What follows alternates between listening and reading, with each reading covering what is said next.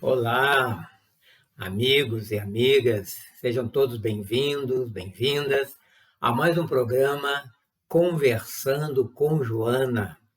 Esse programa é uma iniciativa da Aliança Municipal Espírita de Cambuí, Minas Gerais, e esse programa fica sempre gravado no canal dessa instituição no YouTube, para quem não conseguir assistir agora ou que possa enviar para outras pessoas.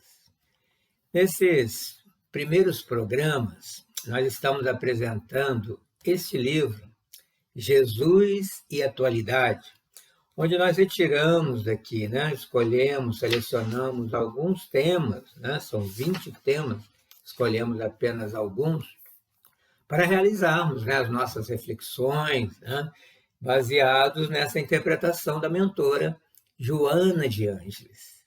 Então, nós vamos lembrar que esse livro, esse é o primeiro livro, Jesus e Atualidade, do que se chamou a série psicológica de Joana de Ângeles, psicografado por Divaldo Pereira Franco, em que a veneranda procura aproximar espiritismo e psicologia, sempre pautada no Evangelho de Jesus e com o objetivo de auxiliar no nosso processo de reforma íntima, de transformação interior para retirar o homem velho, deixar nascer o homem novo, o homem de bem.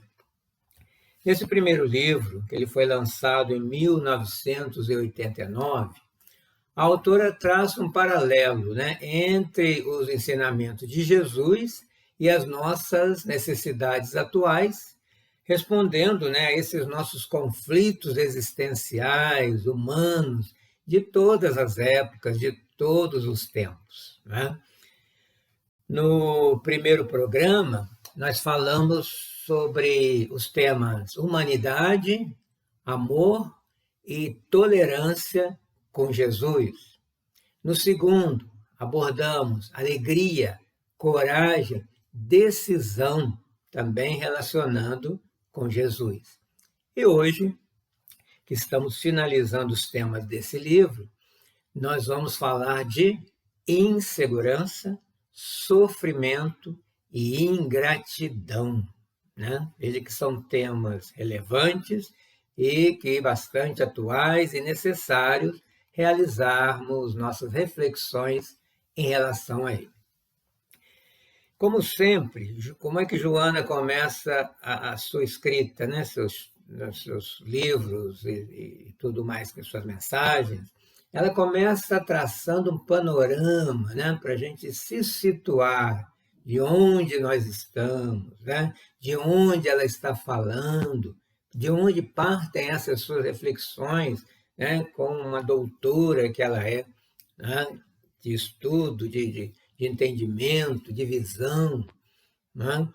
Primeira coisa que ela diz: ter segurança na Terra é uma conquista muito difícil. Por que ela diz isso? Porque nos encontramos em um planeta, sabemos, de provas e expiações. Um planeta que exige de nós árduos esforços e lutas que precisamos desempenhar diariamente para continuarmos aqui por um bom tempo. E ela começa nos chamando a atenção para o nosso próprio corpo físico, o quanto ele é frágil, ele sofre desgastes ao longo da vida, sofre agressões do ambiente, fica doente, desajusta-se, e precisa constantemente de uma renovação celular que acontece diariamente. Em alguns casos, é necessário até a troca de órgãos ao longo do caminho, com transplantes e tudo mais, que a ciência já pode nos proporcionar. E não só a questão física, ela também aborda as questões emocionais que trazemos do nosso passado, de outrora, que pode ser dessa existência ou de uma existência pregressa. E essas lembranças eclodem, de repente, nos causando aquela sensação de angústia, de tristeza, de insegurança. Mas também em outros momentos nos traz alegrias, esperança, entusiasmo. Então a nossa vida oscila, né? Vai alternando entre si momentos, né? Mais tristes, momentos mais alegres, até um momento que vai chegar o dia da libertação. Por quê? Porque nós ainda não nos libertamos. Do quê? Diz Joana. Dos nossos instintos agressivos. E são esses instintos que nos levam às neuroses, às paranoias, enfermidades mentais, violência, guerras, né? Lamentavelmente, né? Hoje, né? Ano de 2026, ainda temos que assistir esse tipo de comportamento humano, né? Um indivíduo, né? Eliminando o outro. Então, esses crimes que ela aponta, né? Que estão se tornando incontroláveis, mas também temos um sistema de repressão com também alta violência. O que se transforma o mundo? Numa arena, né? Onde duas forças estão se digladiando o tempo inteiro, uma guerra incessante. E junto a isso, a autora nos apresenta, né? Nos faz olhar mais uma vez na questão do mercado do sexo, das drogas, dos vícios, que estão, né? Destruindo famílias, enlouquecendo as populações, trazendo insegurança num fenômeno que está sendo visto aí como uma questão até quase que normal, pela frequência que ocorre. É um perigo, né? A gente colocar algo que não é correto numa normalidade pela sua frequência. E aí o que vai se instalar no mundo? Né? A desconfiança. Né? Começamos a desconfiar de tudo e de todos, né? E modificando assim as paisagens psicológicas desse ser que está se tornando humano, que somos todos nós. E às vezes a gente comenta, né? Mas isso é hoje e na época de Jesus. Joana vai nos dizer, ela que caminhou com ele quando na sua encarnação de Joana de Cusa, que não era diferente, né? Nós somos os mesmos, esses 2000 anos. Tanto que Jesus, né, asseverou aos discípulos: aquele que perseverar até o fim, este sim será salvo. E aí Joana vai nos fazer pensar sobre essa salvação como um estado de consciência tranquila. Uma palavra que ela gosta muito de dizer em seus livros: o autodescobrimento, despertamento, autoavaliação, né? Autoconhecimento. E aí esse mundo interior vai a somar, gerando impulsos, né? Muitas vezes desordenados, para harmonizar o indivíduo, para que ele se salve de si mesmo. Então, precisamos nos salvar de nós mesmos, pensamentos, sentimentos, ações. Então, ela vai dizer que salvo está aquele que sabe quem é, o que veio fazer aqui no mundo, e, por saber, segue confiante, entrega-se às realizações do compromisso que foi estabelecido, planejado, né, para a nossa reencarnação. Porque nesses 8 bilhões e alguma coisa de irmãos e irmãs encarnados nesse instante na Terra, cada pessoa tem um compromisso específico na vida e com a vida. Né? Então, querer segurança pessoal e coletiva vai resultar de um grau de comprometimento do indivíduo, mas também do grupo social, pensar coletivamente, agir coletivamente, consigo e com todos. Então, ela vai nos recordar que o comprometimento de Jesus com a verdade que ele trouxe é que possibilitava a ele essa segurança que sustentava as suas ações. Por isso não demonstrava agressividade, teimosia, né? Porque estava certo do que veio fazer, a sua certeza o tranquilizava, a sua determinação era imbatível, a sua segurança, tanto para si, mas também acalmava aqueles que confiavam nele. Os discípulos, as pessoas que vinham ouvi-lo beber da fonte ali, né, direta de Jesus. E o que ele ensinava e ensina até hoje é como o homem deve realizar a sua evolução psíquica, que deve ser desenvolvida simultaneamente com a orgânica, e isso leva tempo. E nós temos toda a eternidade para essa evolução. A proposta dele é de uma evolução, um amadurecimento pelo esforço constante, diário. Como Joana diz, é avanço e é recuo, mas é nesse vai e vem, né, esse oscilar na vida, é que vamos fixando o aprendizado e prosseguindo até a meta final. Lembra quando estávamos numa escola, tirávamos notas boas, notas baixas, aprendíamos algumas coisas, outras eram mais difíceis, e assim fomos até nos formarmos. A vida é essa escola em que estamos nesse fluxo, que não é linha reta, oscila, né? Então, ela nos indica, quer ter segurança na vida, é preciso buscar Jesus e a Ele confiar os nossos planos, mas sem deixar de fazer a nossa parte. Não é Ele que vem fazer o que compete a mim, mas com Ele eu vou refazer os ânimos, vou perseverar sempre, porque esta é a sua proposta, que possamos, com Ele, nessa fé, perseverarmos até o sempre. Não é?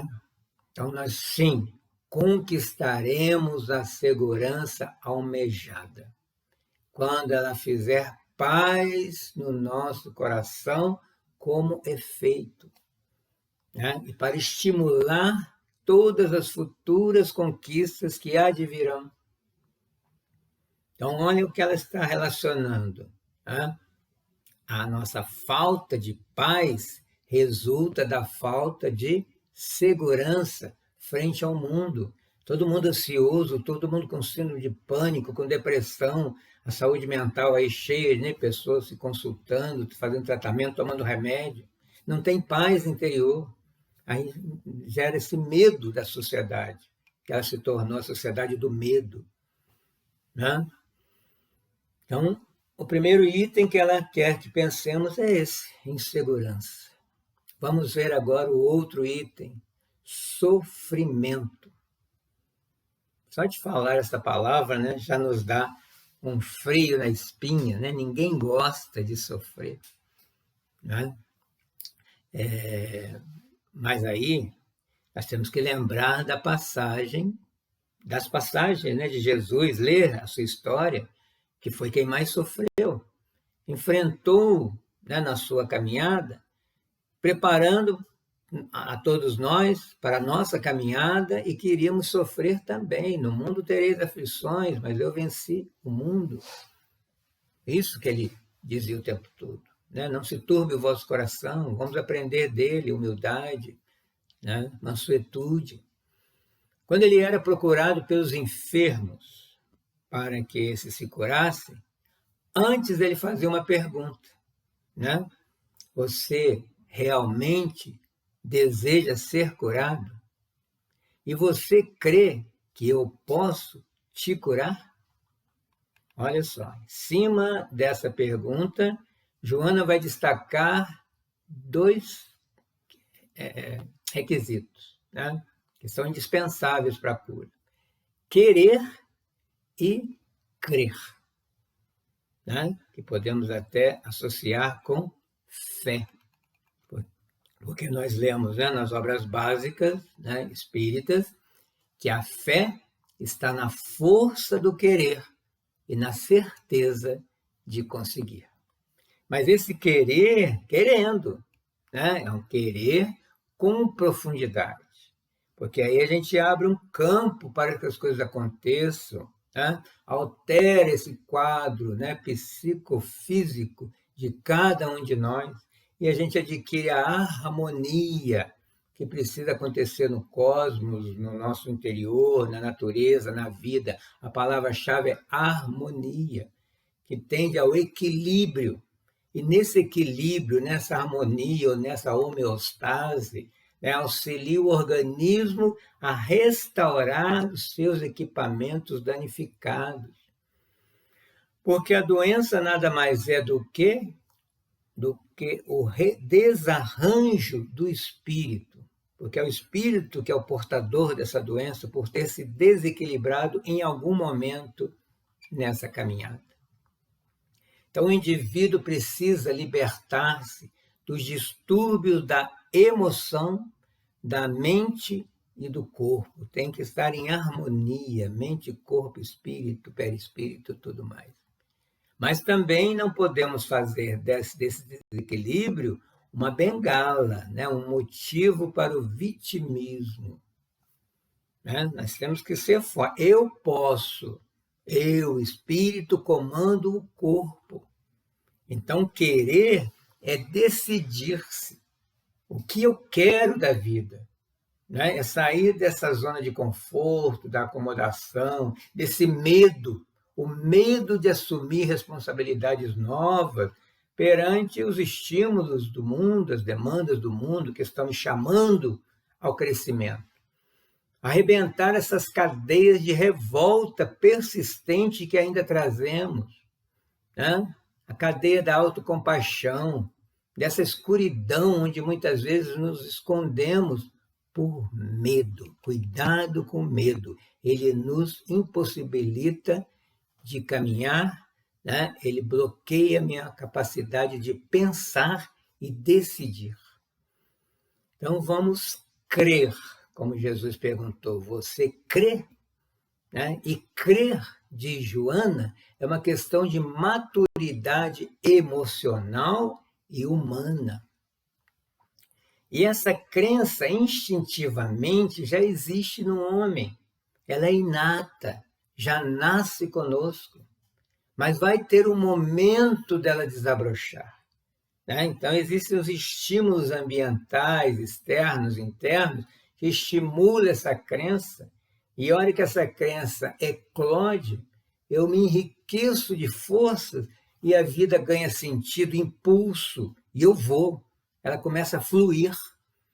É isso que precisamos fazer, crer na vida para que a vida creia em nós e tudo flua do jeito que precisa ser. Né? Mas não só instintivo, nós conquistamos a nossa capacidade de pensar, de raciocinar, de elaborar de uma forma lógica a nossa existência, as nossas decisões, a partir das evidências dos acontecimentos do dia a dia. Né? Aqueles que a razão vai aceitando, vai me construindo. Então, a crença, ela vai acontecer de duas formas. Essa inata, instintiva, né, que eu já adquiri em outras vidas, e o conhecimento experimental, né, da vida diária, que eu estou tendo a oportunidade nesta, agora.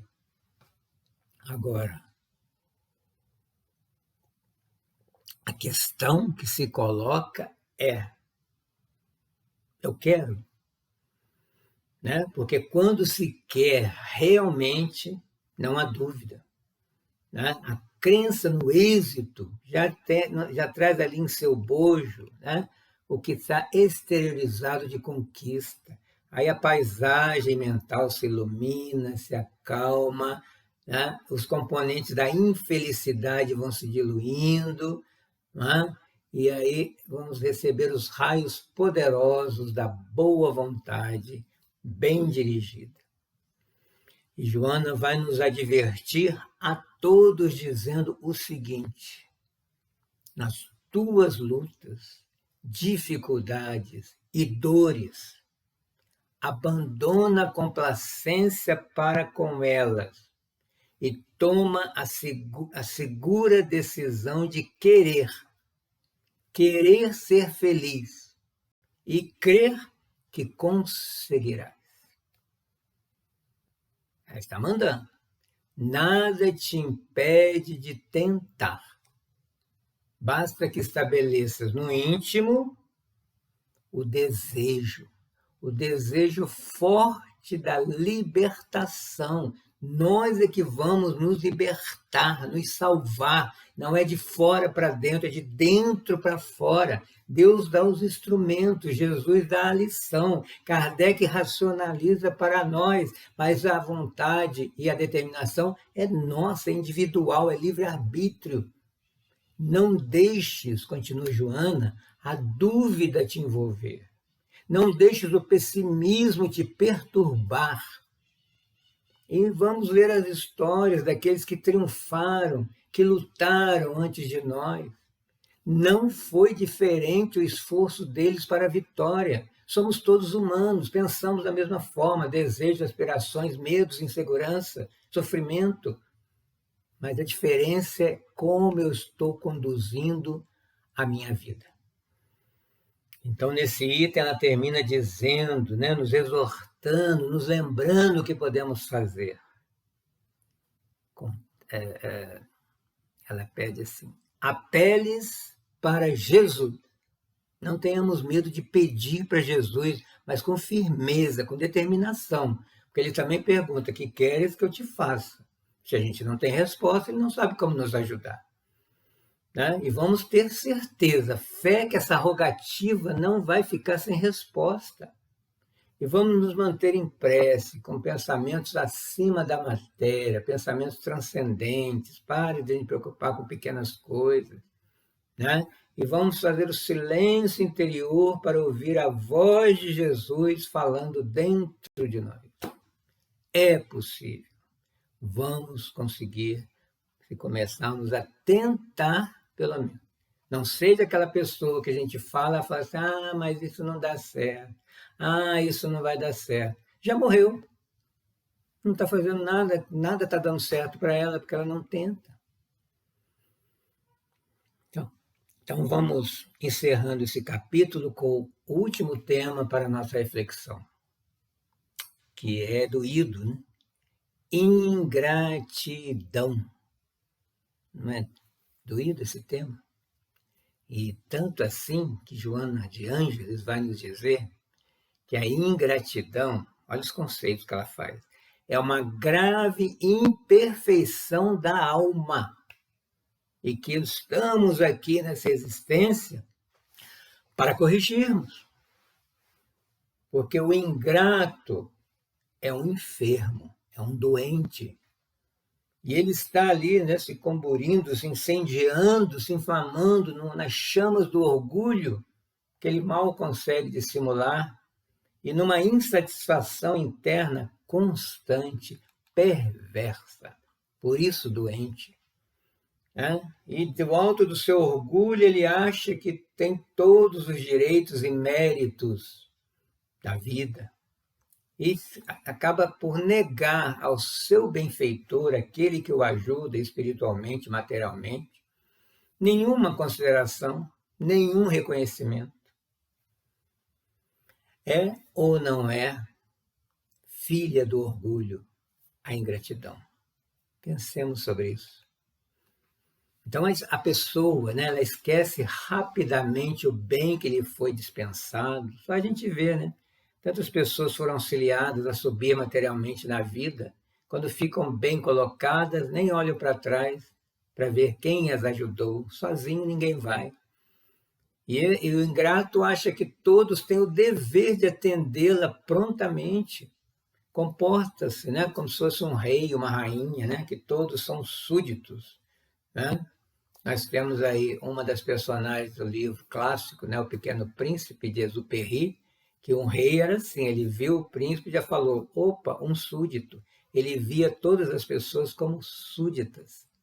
Olha como esse livro é filosófico, falando do nosso comportamento. E falando do nosso comportamento, nós temos esses momentos de ingratidão com alguém, em casa principalmente, né? Alguns filhos em relação aos pais, maridos em relação às esposas e vice-versa, com aqueles que a gente convive. Nós somos gratos pela presença deles em nossa vida, nossos amigos, vocês aqui que estão nos assistindo, o quanto somos gratos pela sua presença. E ela vai classificar a ingratidão como chaga moral, uma chaga, uma ferida que debilita o organismo social onde nos encontramos. E Kardec já tinha falado isso nas obras básicas, né? Que orgulho e egoísmo são as duas chagas morais da humanidade. E se a ingratidão é filha do orgulho, está certa a nossa veneranda em chamar de chaga moral também. E ela ainda nos fala que os ingratos são numerosos na Terra, sempre soberbos, autossuficientes, não precisam de ninguém, nem de Deus, e ficam naquela dependência mórbida dos sacrifícios alheios. Né? A pessoa que acha que não precisa trabalhar, ela não está trabalhando, mas alguém está trabalhando por ela e para mantê-la. E Jesus também falou sobre isso, que Joana vai nos lembrar, naquela cura orgânica dos 10 leprosos. Só um voltou para agradecer, e ele ainda pergunta onde estão os outros. Não foram 10 os curados?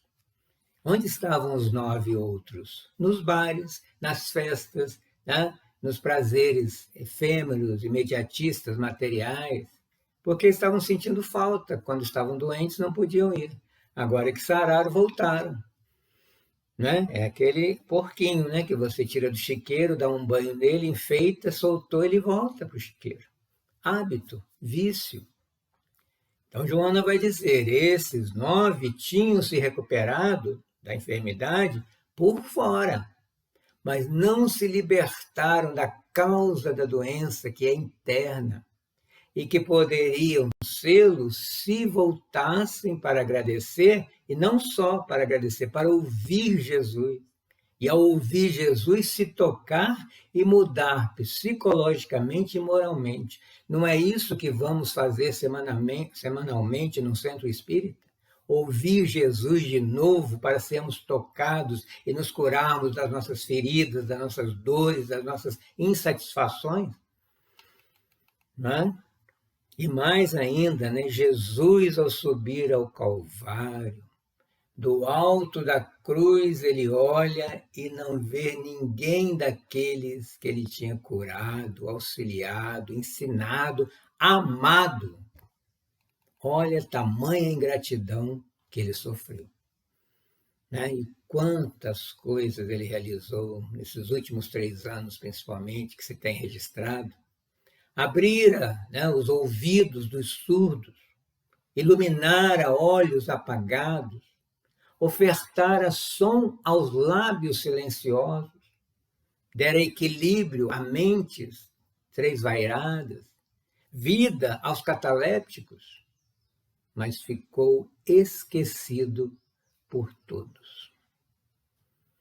Isso é ingratidão, porque os homens, na superficialidade dos seus interesses imediatistas, é isso que desejam, só o imediato, aquele que pode satisfazer no momento, que se esvai em um segundo. Né? Mas depois que realizou, volta a ansiedade para um outro momento, e um outro, e um outro, porque ainda somos imaturos espiritualmente. Né? Estamos ceifando a árvore de onde precisaremos retirar os frutos, ceifando hoje, acreditando que, né, como criança, que amanhã não vai ter fome. E quando essa fome vier, vamos de novo à árvore, ela está tombada, não tem como recolher o alimento. Essa é a atitude dos ingratos, que não conservam os amigos, que não conservam os familiares, que não se conserva num grupo, Muita gente vai ao centro espírita, é ajudado, nunca mais volta, ainda sai falando mal da casa. Por quê? Olha a ingratidão. Mesmo assim, apesar de tudo, Joana vai nos dizer para a gente não se preocupar com aquele que é ingrato para conosco. Continuemos no caminho do amor. Por isso ela diz, vá em frente. Continues ofertando luz, sem te inquietardes com a teimosia da treva. Porque onde acenderdes uma lâmpada, a claridade se fará em dádivas para todos.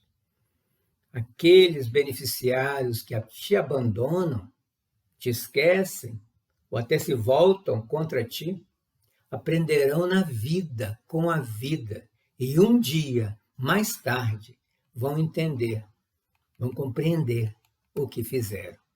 E vão recordar das tuas atitudes, do bem para com ele, e buscarão passar adiante o que receberam de ti.